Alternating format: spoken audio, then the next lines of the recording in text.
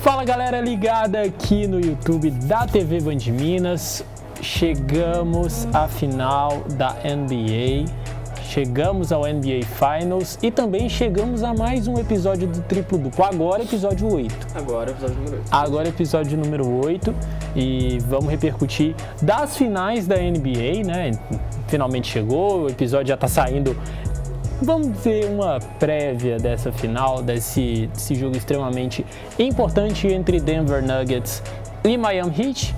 Para quem não me conhece, eu sou Pedro dos Santos. Para quem me conhece, eu continuo sendo Pedro dos Santos. Estou aqui para poder conduzir mais este humilde programa para vocês e com vocês também. Então, por favor, peço para vocês, deixem o like aí, comenta, a gente lê. Vocês acham que a gente não lê? A gente lê os comentários com vocês. A gente é humilde, a gente tem essa proximidade com o nosso público, né, gente? A gente é do povo. A gente é do povo, exatamente. A gente não tem... Como é que é aquele meme? Ele não tem isso, não tem aquilo, não tem nada, mas ele tem o povo, é o que nós temos. É isso mesmo. Ele não tem dinheiro, ele não tem carro, ele não tem casa, ele não tem... família, não tem amigos, mas ele tem o povo. É isso, e nós temos o povo. É basicamente, nós temos o povo e é isso que importa. Então, para começar, antes de mais nada, João Crisóstomo. Fala, Pedrão, joia? Tranquilo, graças a Deus. Menino PA, Luiz Henrique Freitas. Bom demais. Bom mesmo? Bom. Então tá bom.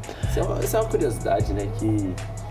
Né, esse bom demais, porque só nada a ver, né? Não tem nada a ver com isso, não é, vai? Não, isso é... lá vem. Recentemente estava no Rio de Janeiro, aí eu entrei no Uber, entrei no Uber, o cara falou, beleza? Eu falei, bom demais. Você é mineiro, né? Eu falei, nossa, fica na cara assim. Tipo assim, e eu gosto muito de falar o bom demais. Não, mas semana que vem, tô ficando maluco. Semana passada a gente teve um happy hour aqui, a propósito, agradecer a quem fortaleceu a gente. Isso mesmo. Não lembro quem Alô, que é, Karina, mas Karina, um beijo pra você. Beijo pra essa Karina. Obrigado. A gente estava comentando sobre essa questão de ir pro Rio de Janeiro, né? E aí parece que quando você chega em outros estados, tá escrito na testa assim, ó, mineiro. Exato. Esse é um dos meus medos de pensar em ir pra NBA House nas finais, mas a ver, a gente vai vendo aí. Enfim, vamos falar do que realmente importa, que é viagem pra Rio, pra São Paulo, ninguém tá querendo saber. Todo mundo aqui tá querendo saber de Denver Nuggets e Miami Heat, quer saber como os dois times chegaram e chegam pra essa final. Opa, se hidrata. Nada. Pelo menos está se hidratando, é o que importa, PA. Então vamos falar sobre isso com estes monstros, essas lendas da crônica basquetebolística. Isso. Dilon, e o Celtics, hein? Não deu, rapaziada. Não rolou. Não demos conta. Uns falam não deu, outros falam pipocou. É a mesma coisa, né? Nadou e... morreu na praia. Exatamente. Bom, o Miami Heat abriu aquela série 3-0, né? Tava jogando imensamente melhor do que o Boston Celtics durante a série. Até que o Boston deu aquela virada de chavinha do tipo, tá, a gente não é tão ruim quanto a gente tava jogando nos 3 primeiros jogos. A gente tem que mostrar isso. Eu acho que essa era a mentalidade. E eles mostraram isso, levaram a série pro jogo 7, empataram em 3-3 e ficaram muito perto de ser o único time a virar uma série que tava 3-0. Mas tiveram uma atuação pífia no jogo 7 em Boston e, bom, Celtics eliminado e o Miami Heat avança para mais uma final de NBA com o Jimmy Butler eleito MVP das finais da Conferência Leste.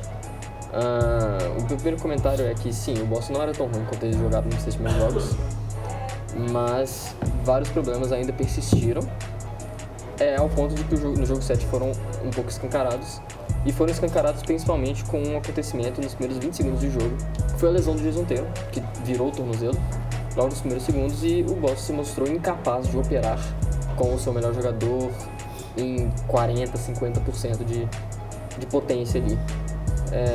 Taticamente o Boston se mostrou muito perdido, e o Miami Heat se aproveitou disso como veio aproveitando durante toda a série. Foi um amasso durante o jogo 7, o gol foi um amasso nos 6 primeiros jogos. E créditos pro Eric Spoelstra, que é o melhor treinador da liga de longe. de longe, de longe. Pouco se fala em Eric Pouco se fala em Eric Spoelstra e que fez o Caleb Martin, o Gabe Vincent, o Max Struz, o Duncan Robinson, todos esses caras jogarem muita bola. O Miami Heat teve, se eu não me engano, o maior número de bolas de 3 em uma série nos últimos 10 anos, nessa série, com todos esses chutadores, jogadores não draftados. Recuperou o Duncan Robinson, que estava, bom, teve uma temporada regular muito fraca e foi muito bem nessa série. Então, assim, o Miami Heat passou por mérito e o Boston Celtics tem que olhar no espelho e, né, não é hora de falar de off-season ainda, depois a gente vai ter programa para isso, mas olhar no espelho e ver o que pode ser feito, que não acho que é muito não, mas coisas podem melhorar. Eu acho que assim, quando você tem jogos equilibrados como os jogos 1 e 2, às vezes parece, o time tomou 3-0, mas não tá tão mal, mas não é isso. Eu acho que teve vários problemas aí que ficaram evidentes no Celtics, principalmente a questão acho que o cansaço físico bateu no time, não conseguiu imprimir tanto a intensidade que imprimia nos outros jogos, e eu acho as decisões ruins de rotação. Assim, eu acho que o Mazzulla escolheu muito mal os momentos de usar Robert Williams e Al Horford juntos, escolheu muito mal o momento de usar só o Robert Williams, só o Al Horford, de usar o Derrick White com Jason Tatum e Jaylen Brown. Acho que essas escolhas não foram das melhores, levando em conta que você tem 2 ótimos caras para pontuar e você precisa descansar eles na defesa de certa forma, e não foi isso que aconteceu na série. Jason Tatum e o Jaylen Brown tiveram que fazer muitos esforços defensivamente, os caras tiveram que marcar bastante, e querendo ou não, uma hora isso pesa, uma hora a mão do cara, o braço do cara pesa. E assim, não que esses caras são ruins na defesa, eles são bons, mas eles não têm que se esforçar durante grande parte da partida de uma maneira como, por exemplo, o Marcus Smart se esforça. Sim, eu concordo com isso. E realmente, por erros de rotação, acho que o Malcolm Brogdon foi um a menos nessa série. Ele teve uma lesão também, claro, né, que isso impacta no nível do jogo dele, mas o Malcolm Brogdon tem um problema muito sério de tomada de decisão, de sua forma de tentar impactar o jogo, que não é a melhor forma possível. Muitas vezes ele tenta criar coisas que não são o papel dele, ele tira a bola da mão de quem não deveria, ele não consegue liderar uma segunda unidade, ele não foi um armador tão ativo ou orquestrador, digamos assim. Então, Malcolm Brogdon foi um erro esse momento de usar Robert Williams ao Horford. Então, eu realmente acho que foram erros que podem ser consertados, devem ser consertados, e acho que vão ser consertados. Acho que vão, não é uma coisa muito difícil. A gente tem um detalhe muito importante, que o Joe Mazzulla é muito criticado, com, né, de forma correta, digamos assim, que ele errou bastante, mas creio que o fato dele ter uma comissão técnica curta impacta muito nisso, né? A gente viu que o Will Hard no começo do ano foi para Utah, que o Demon Stoudemire saiu também, que o Boston está com uma comissão técnica muito curta, então isso impacta no trabalho do Joe Mazzulla, que eu acho que deve manter o emprego, mas, bom, isso é sobre a off-season. E falando do Miami Heat especificamente... Era isso que eu ia te perguntar.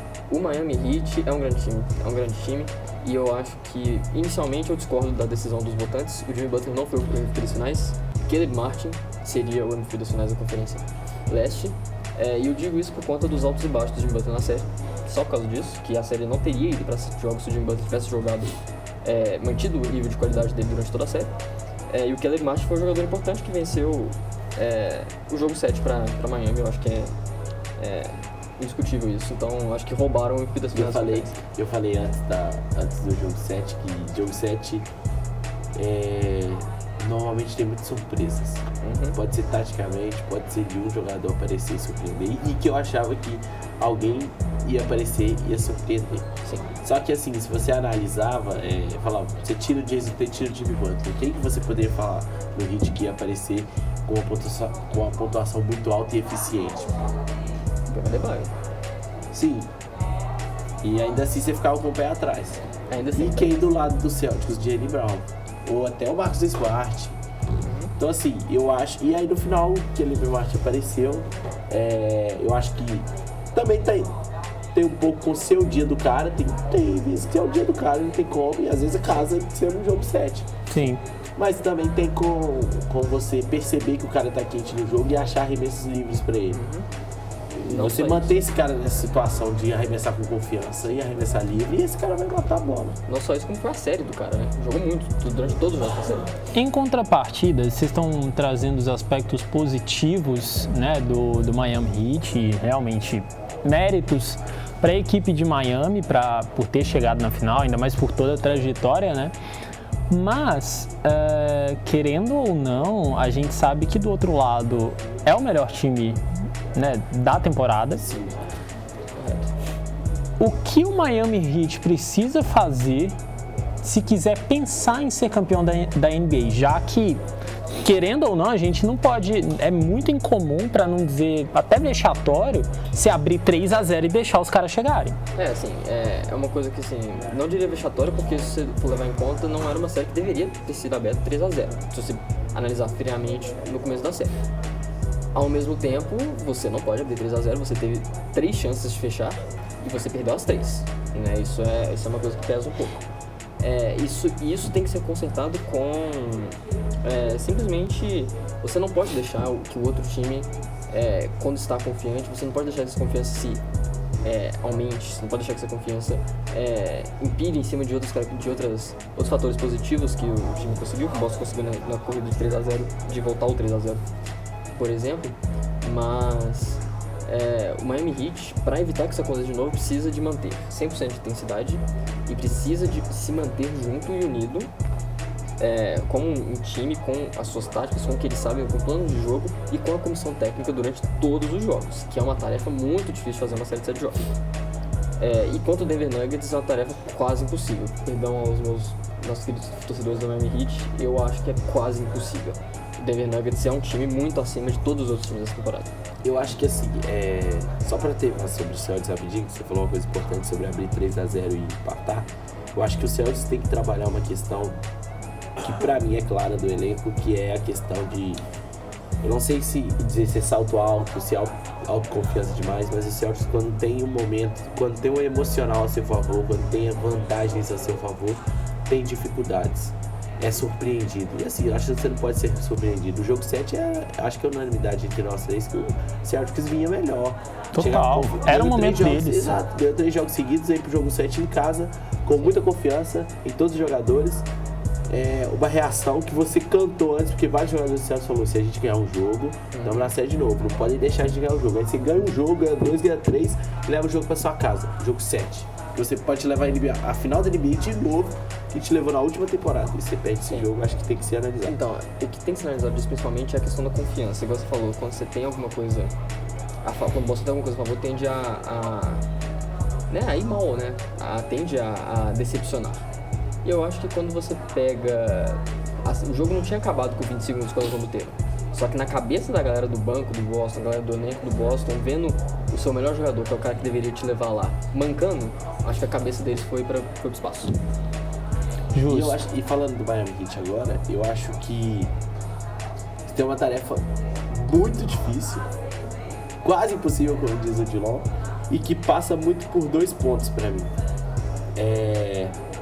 Conseguir inibir a influência do Jokic na quadra no sentido de assistências, de gerar oportunidades para os companheiros de equipe. Eu acho que pontuar, ele vai pontuar independente da série, ele vai fazer 25 pontos por jogo, independente do que aconteça, se ele for bem marcado ou não. Óbvio que você tem que se preocupar com isso, mas inibir o entorno, não deixar o Jamal Murray jogar à vontade, não deixar o Michael Porter Jr. jogar à vontade, o KCP e entre outros jogadores.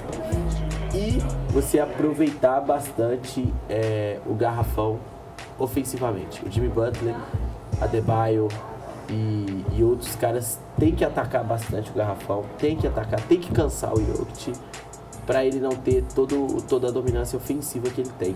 Eu acho que você faz isso, a mesma coisa que fez com o Tate e com o Jaylen Brown.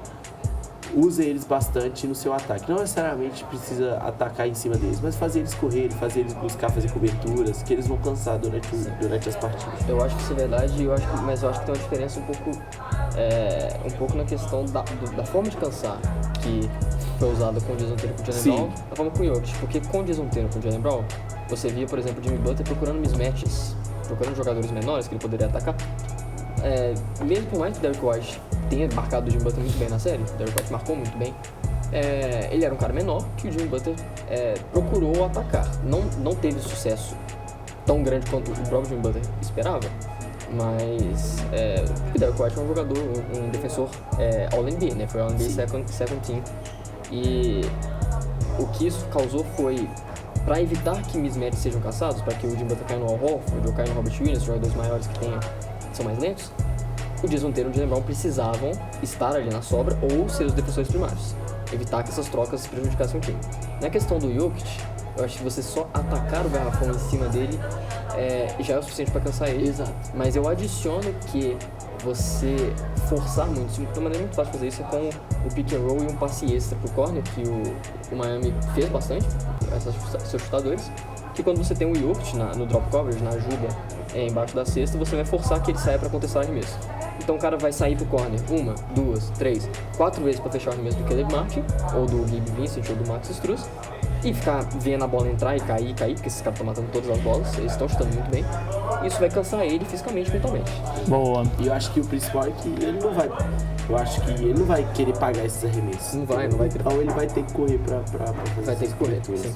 Exatamente. Agora, em contrapartida, a gente falou muito, a gente gastou muito tempo falando de Miami, falando de Boston Celtics. PA, e o Lakers? Cara, o Lakers eu acho que dá pra mudar algumas peças nesse elenco. Eu acho que vai ter uma off-season aí bastante movimentada, mas tem que manter a base. Eu acho que tem que manter, óbvio que LeBron e Anthony Davis. Talvez, não sei se o D'Lo é a melhor opção para esse time. Eu acho que talvez role de buscar um armador, mas eu não tô falando de nenhuma super estrela, tô falando de um bom jogador que envolva o time, que saiba, principalmente, eu acho que o LeBron mais do que nunca precisa de caras que saibam envolver ele, melhorar as condições para ele arremessar, por mais teimoso que ele seja, em criar os próprios arremessos, etc. E manter eu acho que assim, e o principal, acho que esse time é bola de 3. Esse time precisa de chutadores de 3, esse time não tem. A gente viu que isso contra o Golden State funcionou, curiosamente contra o Golden State funcionou, mas faltou contra o Denver, porque o Denver selecionava bastante os arremessos e começou a fechar bastante o garrafão. E aí o Lakers ficou muito sem opção, o Lakers não chuta de 3 e isso foi uma dificuldade do time. Eu acho que tem muitas mudanças para acontecer ainda do Lakers, mas eu bateria a base. Para um time que tocou durante a temporada, eu bateria a base. Eu acho que o Lakers tem que contar a base mesmo. O D'Lo definitivamente não é a melhor opção. Eu acho que você ter o D'Angelo Russell, mesmo que você ter o Russell Westbrook, que eles tinham, não é um ótimo encaixe.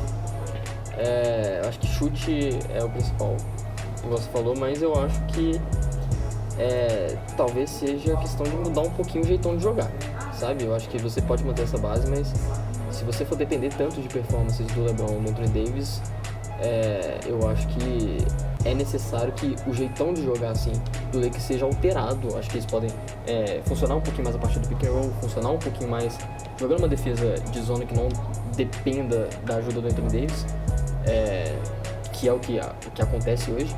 Então o Lakers tem um teto, esse núcleo do Lakers tem um teto muito maior do que eles mostraram, apesar de ter chegado na final de conferência, que foi uma surpresa. Eles têm um teto que é um time que realmente pode disputar. E trocou agora também. Trocou agora. Sim, teve pouco tempo pra treinar junto, pra jogar junto. E eu acho que foi onde deu. Acho que Eu acho que a gente comentou isso muito ao longo da temporada, né? O Lakers, né, tem aquele começo muito instável, aí quase vai pro tanque, vai pro play-in, consegue ir pros playoffs.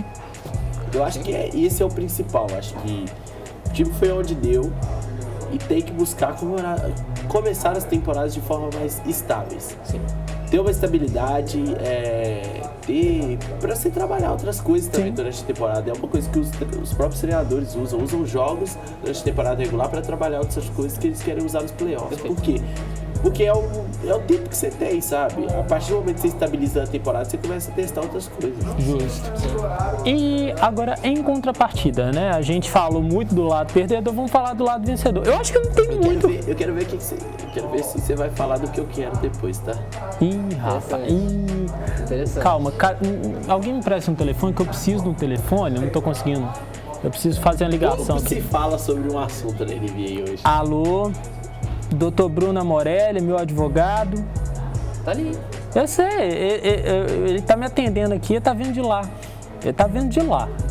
Enfim, Bruno, eu preciso da sua ajuda porque temos opiniões a serem ditas neste vídeo que vão precisar da sua demanda, tá bom? Então, beleza, eu fico no seu aguardo. Um abraço, meu nobre. Valeu. Pouco se fala na NBA, pouco se fala sobre a contratação de Nick Nurse, pouco se fala. Logo que você fala. Eu acho que é bom a gente voltar nessa parte aí. Ih, rapaz. Vamos fechar aí o programa com isso? Mas a gente precisa falar do melhor time, né? Dessa temporada da NBA, que é o Denver Nuggets. Não tem como não falar. E, enfim. Eu acho que assim, não tem muito o que mudar, tá dando certo. Eu acho que alguns ajustes têm que ser feitos no sentido de defesa.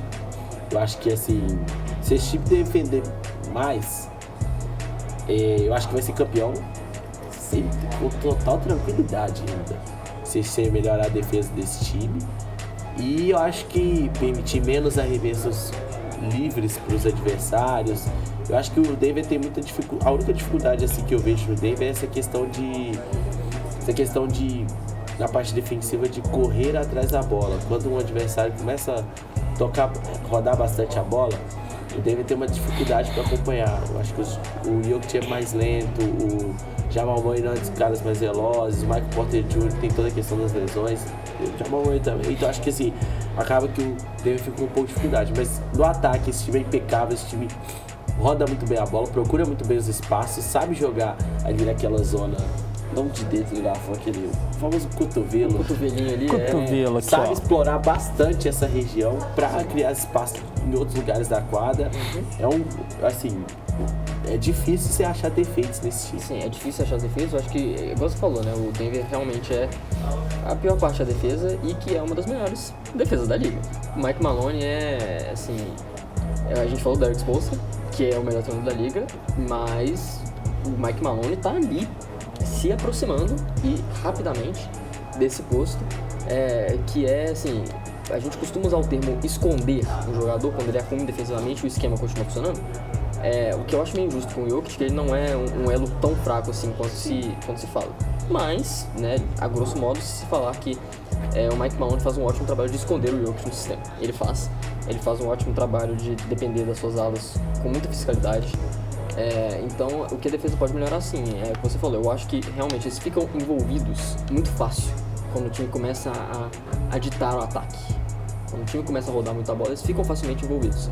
Mas ao mesmo tempo é um time que tem inteligência suficiente, tem química o suficiente para saber o que eles têm que fazer e sair no contra-ataque, que é uma das características subestimadas desse time, que é a saída no contra-ataque. Sim. Boa. Você tá tão desesperado pra falar do Nick Nurse? Você tá assim, pelo amor de Deus, vamos falar. Não, fala, o que você tem pra dizer dele? Cara, eu gostei, assim, me surpreendeu porque tinha tem várias franquias procurando treinadores no mercado. Ele foi especulado no Houston, foi especulado no Suns, e inclusive a decisão final dele foi entre Suns e Philadelphia. E me surpreendeu, cara. O Philadelphia foi ir rápido assim no treinador e pra mim acertou. Eu acho que é um dos melhores treinadores da liga. Tirou bastante de um Toronto Raptors que não tinha muitas peças, tinha um elenco muito curto. Teve um momento, tanto dessa temporada quanto da passada, que ele usava todos os titulares por mais de 38, 39 minutos, que é uma coisa que eu vi a galera contestando bastante, mas assim, eu acho que a gente tem que analisar porque o Toronto Raptors não tinha banco e fez esse time dar trabalho pro próprio Sixers nos playoffs passado, um 4-2, com vários jogadores machucados. Então assim, eu gostei, eu achei que me surpreendeu que o Sixers agiu rápido nessa. It's over, ladies and gentlemen. It's over. Você pega. Lá vem. A gente falou de 2 treinadores melhor da liga. A gente pegou o terceiro, top 3, se não for o segundo e se não for o primeiro. E a gente colocou nesse Philadelphia 76ers que sempre precisou de treinador e nunca teve.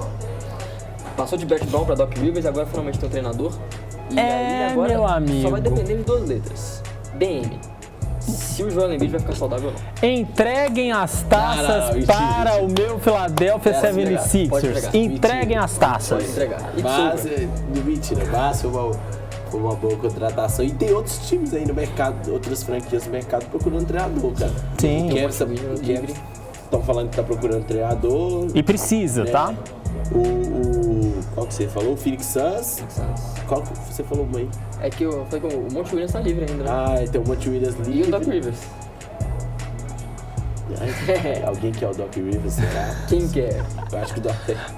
Eu fui muito crítico do Doc rapaz. Rivers. Eu não quero o Doc Rivers, não. Ih, rapaz. Enfim, a gente já tá tendo um pouco dessa especulação então, também da off-season. Obviamente, depois das finais, a gente deve tirar um tempinho para poder conversar mais sobre, né? Vai ser um filme. Não, sim, a gente vai ter que fazer, não é um podcast, a gente vai ter que fazer um musical, um documentário, que seja. Mas tem uma novidade que eu vi, né? Também já pensando em pré-temporada, já que a gente começou a falar de off-season. Teremos amistosos de pré-temporada, inclusive envolvendo Brasa, né? Teremos Flamengo e Orlando Magic. Eu acho legal esse intercâmbio, né? Exato, é uma questão assim, eu acho que é muito bom, principalmente para os times do NBB, que compararem o nível de basquete daqui, tanto tático quanto técnico, com os times da NBA, que tem uma diferença gritante. Não, mas você chega lá, entende essa diferença e começa a trabalhar em cima disso, até pra você ser melhor no seu campeonato. Né? E lembrando e é bom que leva toda a questão da paixão pelo basquete para outras regiões. Exatamente. E o Flamengo é favorito, hein? Eu também acho, tá? Lembrando que tá para chegar também Copa do Mundo de basquete, eu acho que isso pode ser uma boa preparação também, né? Para alguns jogadores. Vários jogadores da seleção brasileira que vão no Flamengo, acho que é importante. Exato. Vamos ver aí alguns jogadores ali dos Estados Unidos, Paulo Banqueiro que joga pela Itália. Exato. Sim, é uma preparação boa.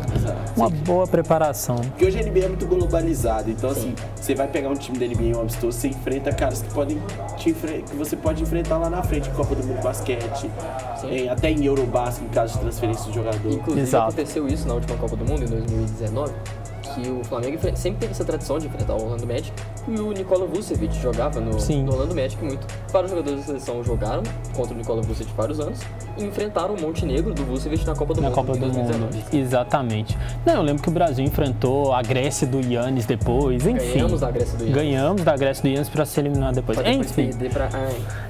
Depois a gente fala... De novo a Croácia, não, pelo amor de Deus. Para acabar... voltando ao nosso querido Bruno Morelli, ele me mandou no Zap esses dias para trás e eu quero saber o palpite de vocês para essa final Air Fryer entre Miami Heat e Denver Nuggets. Entenderam? Vamos lá. Vou fazer um Nuggets, né? Boa. Colocar um fogo. Um foguinho uai. Aqui, campeão em quanto? Olha, eu acho que o Miami Heat não vai conseguir esquentar o Nuggets. O Nuggets vai ficar com aquele... Vai morder, vai ficar aquele fundo gelado, sabe? Fica gelado no meio, congelado no meio. Você deixa pouco tempo no micro-ondas. Exatamente. Nuggets em 6. Bom palpite, que será o meu, inclusive. Nuggets em 6. É isso. Já que você sabe até mais do que eu vou no azarão. Eu vou de Heat em 6. Heat não, tô bem, né? Eu vou de Miami Heat em 6. Mas eu achei que você fala jogo 7. Eu ia falar, eu tô mais com você do que comigo. Eu queria o jogo 7. Não, se for pro jogo 7 aqui, a gente vai ficar maluco. Os foram muito bons. Sim. Nível de jogos. Só os jogos 7 que deixaram a desejar. Acabaram rápido. O Phoenix Suns, o Sixers e Celtics e o agora o Celtics, Sacramento. Sim. Todos foram jogos. O próprio... Agora não tô lembrado se foi pro jogo 7 o jogo do Warriors e Lakers. Não, foi 6. Foi em 6. Enfim, mas tá sendo isso. Saúde. É isso. Aproveitando. Saúde, muito obrigado. Tamo junto, papai. Obrigado, Dilon. Valeu. E principalmente muito obrigado a você que esteve com a gente até aqui neste episódio. Lembra de deixar seu like, lembra de compartilhar e espalhar a palavra do triplo duplo por aí. É isso então. Um abraço e até o próximo programa. Falou.